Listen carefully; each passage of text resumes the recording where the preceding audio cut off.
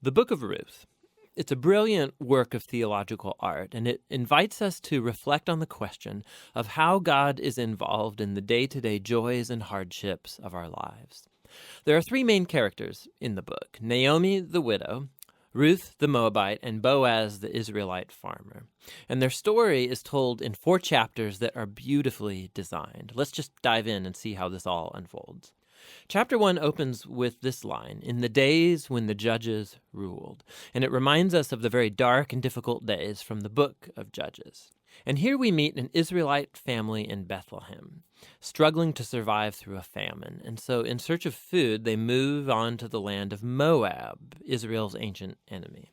And there the father of the family dies, and the sons marry 2 Moabite women, Ruth and Orpah. And then the sons, they die too. And so they leave only Naomi and these new daughters-in-law. And so Naomi, she has no reason to stay anymore. And so she tells her new daughters-in-law that she's moving back home. And Naomi, she knows that the life of an unmarried foreign widow in Israel is going to be very hard. And so she compels the women to stay behind. Orpah agrees, but Ruth does not. She shows remarkable loyalty to Naomi, and she says, "Wherever you go, I'm going to go. Your people will become my people, and your God will become my God." And so the two of them return to Israel together. And the chapter concludes with Naomi changing her name to Mara, which means bitter in Hebrew, and she laments her tragic fate. Chapter 2 begins with Naomi and Ruth discussing where they're going to find food. And it just so happens to be the beginning of the barley harvest. And so Ruth goes out to look for food, and it just so happens that she ends up picking grain in the field of a man named Boaz, who just so happens to be Naomi's relative. We're told that Boaz is a man of noble character, and he notices Ruth. And so after finding out more about her story, he shows remarkable generosity to her. He makes these special provisions so that the immigrant Ruth can gather grain in his field. And in doing so, Boaz is actually obeying an explicit command of the Torah to show generosity to the immigrant and the poor. Boaz is so impressed by Ruth's loyalty to Naomi. He prays for her that God will reward her for her boldness. So Ruth comes home that day, and Naomi finds out that she met Boaz, and she is thrilled. She says Boaz is their family redeemer. Now, this family redeemer thing, this was a cultural practice in Israel where if a man in the family died and he left behind a wife or children or land, it was the family redeemer's responsibility to marry that widow, to take up the land and protect that family.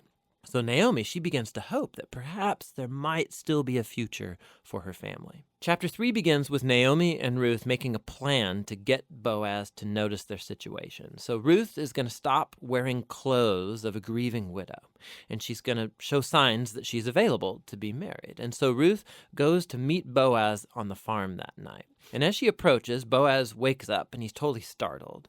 And Ruth makes her intentions very clear. She asks if Boaz will redeem Naomi's family and marry her.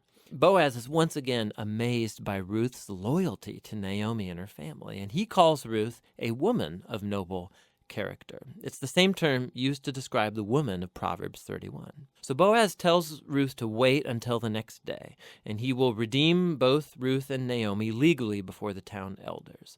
And so the chapter ends with Ruth returning to Naomi, and they marvel together at all of these recent events. In chapter 4, it all comes together.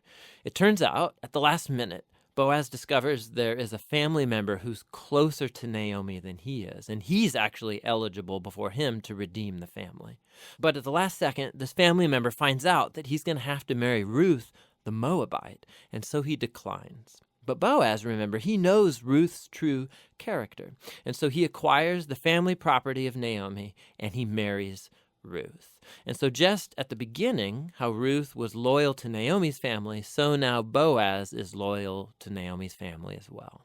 The story concludes with a reversal of all of the tragedies from chapter 1. So the death of the husband and the sons is reversed as Ruth is married again and gives birth to a new son, granting joy to Naomi. And this symmetry between the opening and the closing, it's even more remarkable. So remember, the opening tragedy was followed by a great act of loyalty on the part of Ruth.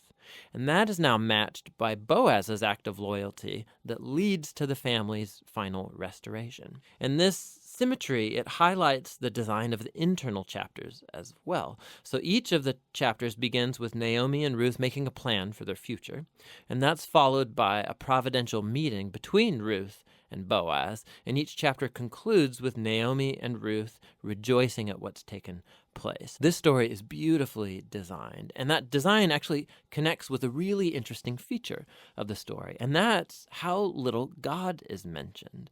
Right? The characters talk about God a few times, but the narrator actually never once mentions God doing anything directly in the story, and that's its brilliance.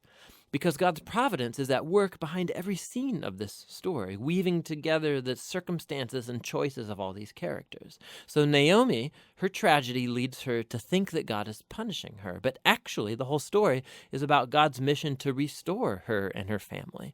And he's doing so through Ruth, through her boldness and loyalty, which brings healing to Naomi's life, but not without Boaz, who's a no-nonsense farmer who's full of generosity and loyalty. And so God uses his integrity combined with Ruth's boldness to save Naomi and her family. And so this story brilliantly explores the interplay of God's purposes and will with human decision and will. God weaves together the faithful obedience of his people to bring about his redemptive purposes in the world. And that leads to the real end of the story. The book of Ruth concludes with a genealogy, showing how Boaz and Ruth's son, Oved, was the grandfather of King David, from whom came the lineage of the Messiah. And so all of a sudden, these seemingly mundane, ordinary events in this story are woven into God's grand story of redemption for the whole world. And so the book of Ruth invites us to consider how God might be at work in the very ordinary, mundane details of our lives as well. And that's what the book of Ruth is all about.